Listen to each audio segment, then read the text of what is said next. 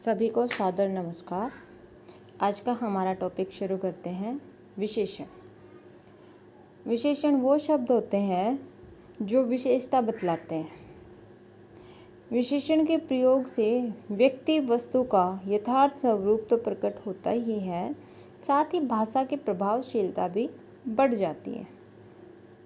तो विशेषण की अगर हम सीधी सीधी परिभाषा बोलें तो क्या होती है कि ऐसे शब्द जो संज्ञा या सर्वनाम की विशेषता बतलाते हैं विशेषण कहलाते हैं।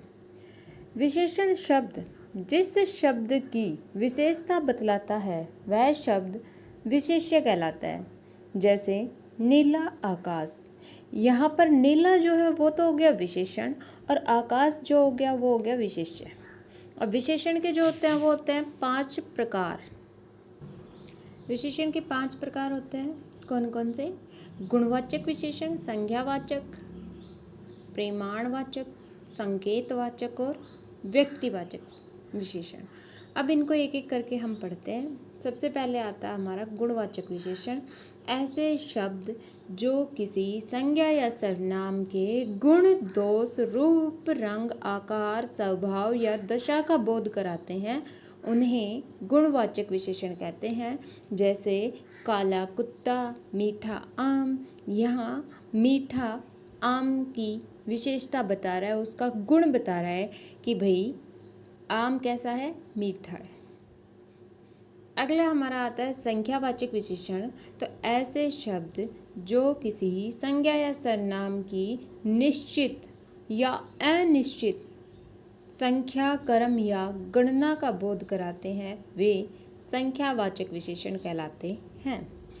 यह 2 प्रकार के होते हैं, निश्चित संख्यावाचक और अनिश्चित संख्यावाचक। निश्चित में संख्या निश्चित रहेगी, 1, दूसरा, तीनों, चौगुना इस हिसाब से। और अनिश्चयवाचक में जैसे कई, कुछ, बहुत, कम इस टाइप से। अगला हमारा आता है परिमाणवाचक। तो ऐसे शब्द जो किसी वस्तु, पदार्थ, जगह की मात्रा, तोल या माप का बोध कराते हैं वे परिमाणवाचक विशेषण कहलाते हैं। इसके 2 उपभेद होते हैं, निश्चित परिमाणवाचक और अनिश्चित परिमाणवाचक। यानी कि ऐसे विशेषण शब्द जो किसी चीज़ की मात्रा का बोध कराए वो परिमाणवाचक विशेषण होते हैं। जैसे 2 लीटर, 5 किलो, ये तो हो जाएंगे हमारे निश्चित परिमाण में। और जैसे थोड़ा, कम, ज़्यादा ये हो जाएंगे हमारे अनिश्चित परिमाणवाचक में। आगे बात करते हैं संकेतवाचक की। तो ऐसे शब्द जो सर्वनाम हैं किंतु वाक्य में विशेषण के रूप में प्रयुक्त हो रहे हों, अर्थात संज्ञा की विशेषता प्रकट कर रहे हों, वे संकेतवाचक विशेषण कहलाते हैं। जैसे इस गेंद को मत फेंको, उस पुस्तक को पढ़ो। यहाँ पर इस और उस को जो है हमने विशेषण के रूप में प्रयोग किया है। वैसे ये सर्वनाम होते हैं तो इसलिए इनको सार्वनामिक विशेषण भी कहते हैं। अगला है हमारा व्यक्तिवाचक विशेषण। तो ऐसे शब्द जो मूल रूप से व्यक्तिवाचक संज्ञा हैं किंतु वाक्य में विशेषण का कार्य कर रहे हैं उन्हें व्यक्तिवाचक विशेषण कहते हैं। जैसे बनारसी साड़ी, कश्मीरी सेब। यहाँ पर बनारसी और कश्मीरी शब्द जो हैं वो संज्ञा है, लेकिन यहाँ पर विशेषण के रूप में प्रयोग हुए हैं। अगला हमारा है पर विशेषण किसे कहते हैं। अब जो शब्द विशेषण की भी विशेषता बतलाएं वो पर विशेषण कहलाते हैं। जैसे वह बहुत परिश्रमी है, यहाँ पर परिश्रम जो है वो विशेषण है, लेकिन उसके आगे एक और शब्द लगा दिया बहुत, तो ये उसके लिए पर विशेषण बन गया। अब बात आती है कि विशेषण की रचना।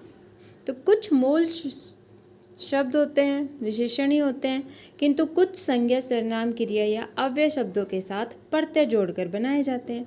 जैसे संज्ञा से अगर हम विशेषण बनाएं तो संज्ञा प्लस प्रत्यय कर दे तो वो विशेषण बनता है। कैसे बनता है? जैसे रंग संज्ञा हो गया, इन प्रत्यय लगा दिया तो रंगीन। राष्ट्र प्लस ई है राष्ट्रीय। फिर सर्वनाम से विशेषण बनाएंगे तो मैं जमा एरा मेरा, तुम जमा हारा तुम्हारा। क्रिया से विशेषण बनाए तो वंदन प्लस ई है वंदनीय। अव्यय से बनाए तो बाहर प्लस ई बाहरी।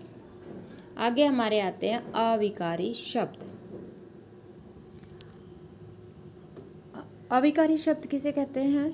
ऐसे शब्द जिनके स्वरूप में लिंग वचन काल आदि के प्रभाव से कोई विकार नहीं होता, अर्थात कोई परिवर्तन नहीं होता, अविकारी शब्द कहलाते हैं। अविकारी को ही अव्यय भी कहते हैं। अव्यय का शाब्दिक अर्थ अजमा व्यय है, मतलब कि अ का मतलब हो गया नहीं, व्यय का मतलब खर्च, यानी कि जो खर्च ना हो। अर्थात किसी भी परिस्थिति में जिन शब्दों में विकार नहीं होता, परिवर्तन नहीं होता, वे अविकारी या अव्यय शब्द कहलाते हैं, जैसे यहाँ वहाँ, धीरे, तेज, कब आदि। आगे हम पढ़ते हैं अव्यय के भेद। तो अव्यय के भेद होते हैं मोटे मोटे 4: क्रिया विशेषण, समुच्चय बोधक, संबंध बोधक और विस्मयादि बोधक। क्रिया विशेषण को फिर से 4 भागों में बांटा है: कालवाचक, स्थानवाचक, रीतिवाचक और परिमाणवाचक। और उसके अलावा समुच्चय बोधक को बांटा है 2 भागों में: समानाधिकरण और व्यधिकरण। अब एक एक करके इनको पढ़ते हैं। सबसे पहले पढ़ते हैं क्रिया विशेषण किसे कहते हैं। तो ऐसे अव्यय शब्द जो क्रिया की विशेषता बतलाते हैं उन्हें क्रिया विशेषण कहते हैं।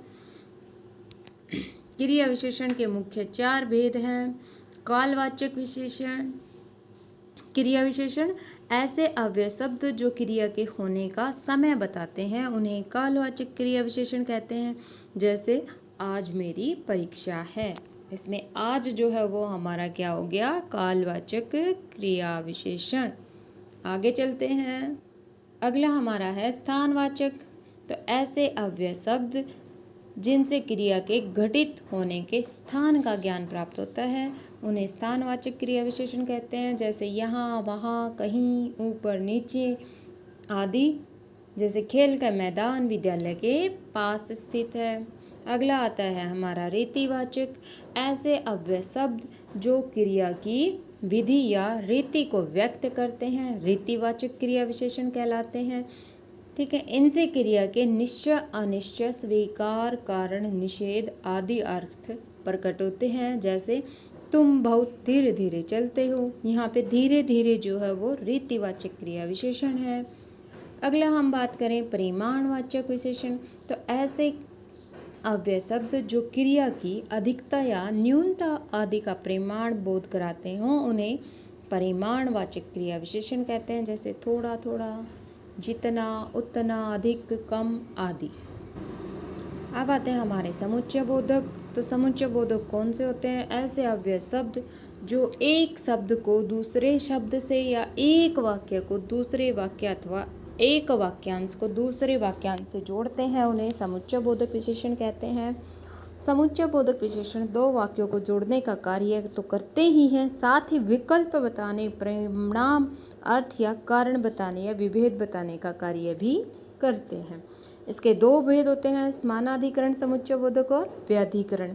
समानाधिकरण कैसे होते हैं? ऐसे अव्यय जिनके द्वारा 2 मुख्य वाक्य जोड़े जाते हैं वो हमारे समानाधिकरण समुच्चय बोधक होते हैं।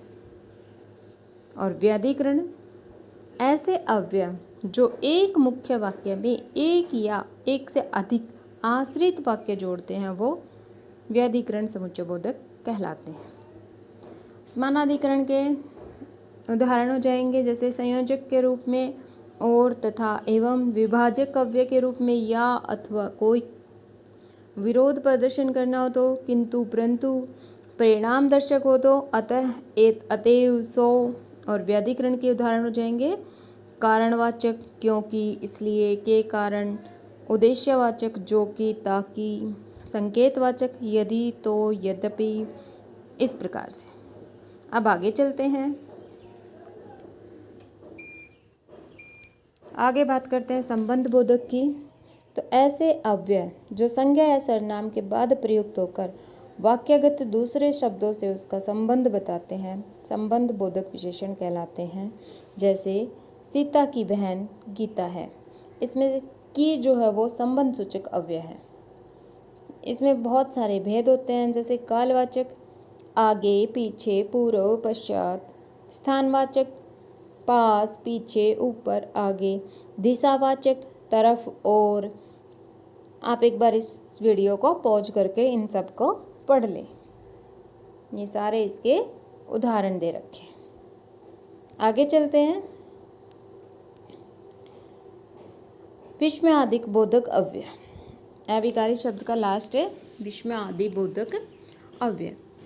तो ऐसे अव्यय जिनके द्वारा मनोभाव की अभिव्यक्ति होती है, मनोभाव के परिणाम स्वरूप इनका उच्चारण एक विशेष ध्वनि से होता है, जैसे हर्ष, शोक, आश्चर्य, तिरस्कार आदि के भाव सूचित करने वाले अव्यय को विस्मयादिक बोधक अव्यय कहते हैं। जैसे हाय, छी, वाह आदि। इसमें बहुत सारे हैं, जैसे हर्ष सूचक, शोक सूचक, भय सूचक, आश्चर्य सूचक, तिरस्कार सूचक, स्वीकार, अभिवादन, चेतावनी, कृतज्ञता आदि। इन सब को पढ़ो। जैसे कृतज्ञता में आ जाते हैं धन्यवाद, शुक्रिया, जिंदाबाद। चेतावनी में आ जाते हैं होशियार, खबरदार, सावधान।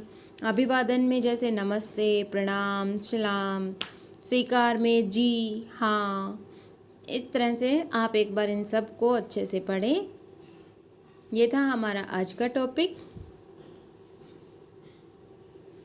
जिसमें हमने शब्द विचार चैप्टर को पूरा किया, जिसमें हमारा था विशेषण और उसके बाद थे हमारे अविकारी शब्द यानी कि अव्यय शब्द। उम्मीद है आपको वीडियो अच्छा लगा होगा, तो please like it, share it and channel को सब्सक्राइब करें। धन्यवाद।